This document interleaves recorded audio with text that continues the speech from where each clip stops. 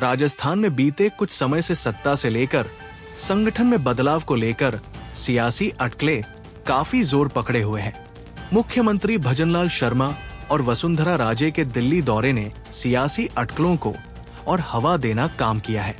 प्रदेश में काफी समय से मंत्रिमंडल विस्तार की भी चर्चाएं चल रही है। पिछले कुछ दिनों में राजस्थान से कई नेता दिल्ली में बीजेपी शीर्ष नेतृत्व से मुलाकात कर चुके हैं। अब बीजेपी प्रदेश अध्यक्ष मदन राठौड़ राजस्थान में सत्ता और संगठन के बदलाव को लेकर बड़ा बयान दिया है। दरअसल हाल ही में मदन राठौड़ से संगठन के विस्तार को लेकर सवाल किया गया था, जिस पर उन्होंने कहा था कि हम तो कई मंत्रियों को संगठन में लेने की सोच रहे हैं।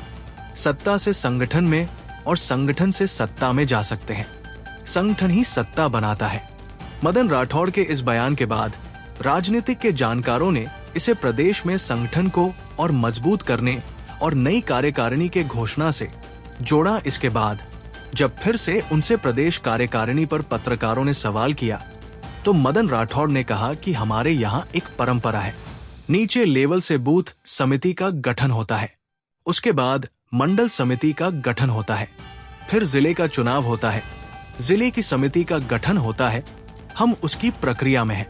जैसे मंडल समिति का गठन होता है तो जिलाध्यक्ष को 3-3 नाम भेजते हैं और उसमें से चयन करता है। ऐसे ही हमने भी हमारी समिति के लिए एक एक पद पर 3-3 नाम भेज दिए हैं। अब दिल्ली में नेतृत्व उस पर जो भी निर्णय लेगा उसका काम है। हमको को कोई तकलीफ नहीं है। हमारा काम चल रहा है, सारे कार्यक्रम हम कर रहे हैं। हमारे यहाँ कोई कमी नहीं है। सिपाही को जिस मोर्चे पर भेजा जाएगा वहां पर वो अपना दायित्व निभाएगा। एक भी कार्यकर्ता को खाली नहीं छोड़ेंगे, सबको काम पर लगाया जाएगा। मोर्चे बदलते रहते हैं।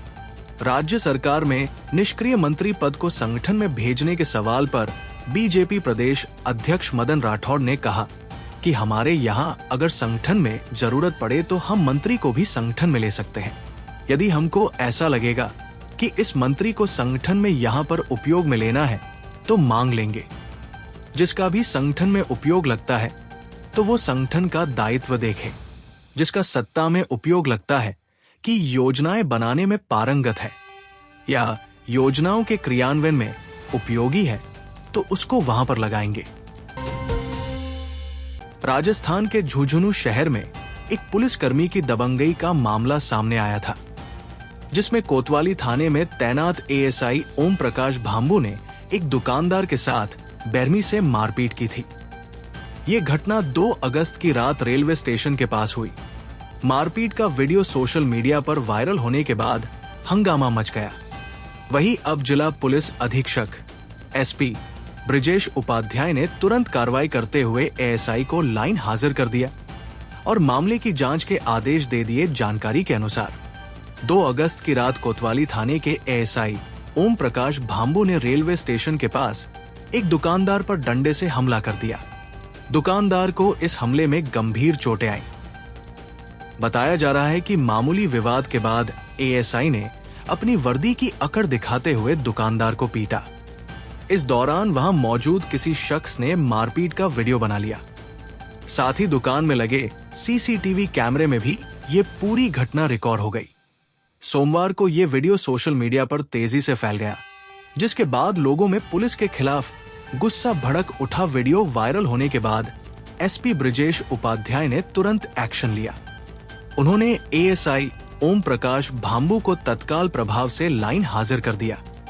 मामले की गंभीरता को देखते हुए जांच का जिम्मा सिटी डीएसपी वीरेंद्र शर्मा को सौंपा गया है।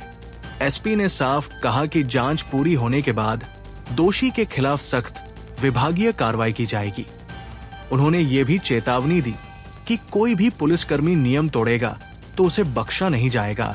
एएसआई की इस हरकत से स्थानीय लोगों में नाराजगी है। दुकानदारों और आम नागरिकों का कहना है कि पुलिस को जनता की सुरक्षा करनी चाहिए, न कि उन पर अत्याचार। सोशल मीडिया पर वायरल वीडियो ने इस मामले को और हवा दी है। लोग मांग कर रहे हैं कि दोषी पुलिसकर्मी को कड़ी सजा दी जाए। राजस्थान में टैक्स चोरी के कई मामले सामने आ चुके हैं। पिछले साल यानी साल 2024 दिसंबर में राजधानी जयपुर में डीजीजीआई यानी डायरेक्टोरेट जनरल जीएसटी इंटेलिजेंस ने बड़ी कार्रवाई करते हुए 10 करोड़ रुपए के घोटाले को पकड़ा थे। इस मामले में छापेमारी में डीजीजीआई की टीम ने 4 करोड़ से ज्यादा के नकद जब्त किए थे। अब नया मामला अजमेर से आया है, जहां 50 से 100 करोड़ का फर्जीवाड़ा टैक्स चोरी के जरिए किया गया है। इससे सरकार के करोड़ों के टैक्स का घोटाला हुआ है। अजमेर जिले के मार्बल सिटी किशनगढ़ में करोड़ों रुपए के टैक्स चोरी के बड़े मामले का खुलासा हुआ है। सेंट्रल जीएसटी, सीजीएसटी और directorate general of GST intelligence DGGI की संयुक्त टीमों ने मंगलवार को सरदार सिंह की ढाणी, काली डूंगरी और तिलोनिया सहित 4 ठिकानों पर एक साथ छापेमारी की। बताया जा रहा है कि ये स्कैम मजदूर वर्ग के लोगों के नाम फर्जी कंपनी बनाकर करोड़ों रुपए के बिल जारी किए गए हैं। सूत्रों के अनुसार आरोपितों ने रिक्शा चालकों, ऑटो चालकों और छोटे व्यापारियों के नाम पर फर्जी कंपनियां बनाकर करोड़ों रुपए के बोगस बिल जारी किए। इन बिलों के जरिए मार्बल और ग्रेनाइट पर लगने वाली जीएसटी से बचते हुए टैक्स चोरी की जा रही थी। टीमों को शुरुआती जांच में करोड़ों रुपए के फर्जी बिल और दस्तावेज मिले हैं। अनुमान है कि फर्जीवाड़े का आंकड़ा 50 करोड़ से 100 करोड़ रुपए तक पहुंच सकता है।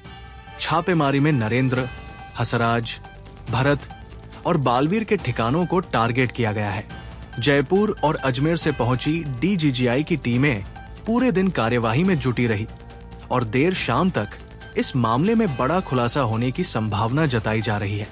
अधिकारियों का मानना है कि ये संगठित तरीके से चल रहा एक बड़ा नेटवर्क है, जिसमें स्थानीय और बाहरी कारोबारी शामिल हो सकते हैं। फिलहाल दस्तावेजों की जांच, डिजिटल डेटा खंगालने और संदिग्धों से पूछताछ का काम जारी है। राजस्थान के भरतपुर में एक हैरान कर देने वाला वीडियो सामने आया है। ये वीडियो कोतवाली थाना क्षेत्र का है, जहां 2 आवारा सांड आपस में लड़ते भाग रहे थे। इनमें से एक ने एक महिला को टक्कर मारी और सींग से उठाकर पटक दिया। महिला मौके पर ही बेहोश हो गई। स्थानीय लोगों ने महिला को बचाया और परिजनों को सूचना देकर आरबीएम अस्पताल में भर्ती कराया। महिला के सिर और हाथ पर गंभीर चोटें आई हैं। इसके अलावा उसे कमर में दर्द भी हो रहा है।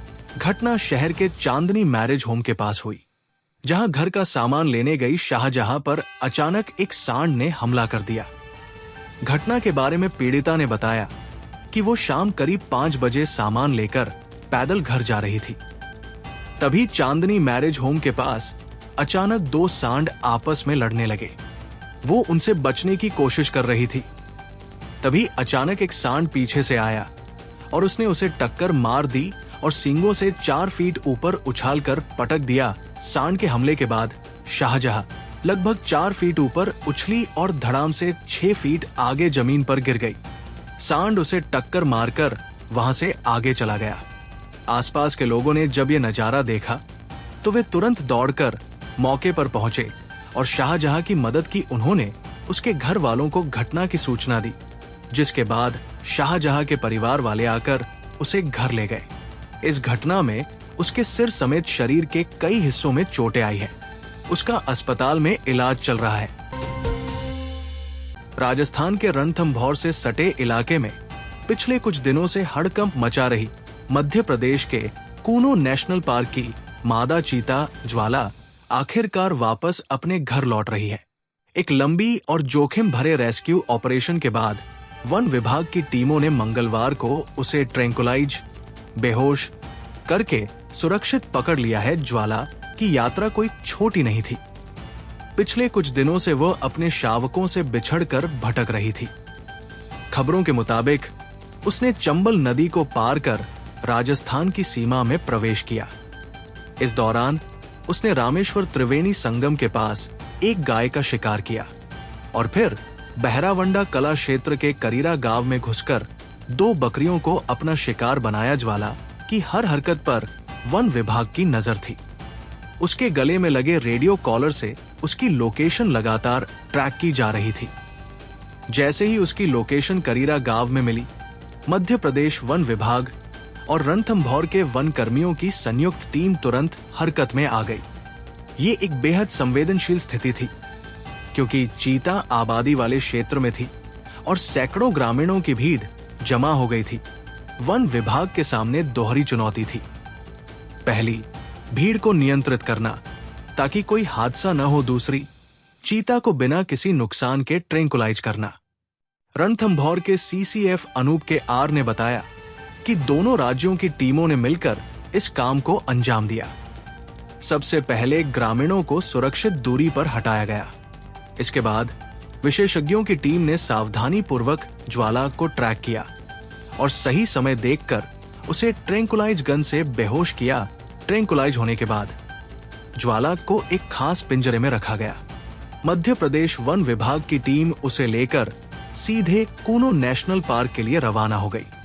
अब उसे वापस कूनो के जंगलों में छोड़ा जाएगा ताकि वो सुरक्षित रह सके और मानव वन्यजीव संघर्ष की संभावना खत्म हो सके। अनूप के आर ने बताया कि कूनो नेशनल पार्क, चंबल और रणथंभौर का क्षेत्र भौगोलिक रूप से आपस में जुड़े हुए हैं, जिसके चलते चीते अक्सर भटक कर इधर उधर आ जाते हैं। ज्वाला का अपने शावकों से बिछड़ना भी उसके भटकने की एक बड़ी वजह हो सकता है। इस सफल रेस्क्यू ऑपरेशन के बाद वन विभाग को थोड़ी राहत मिली है।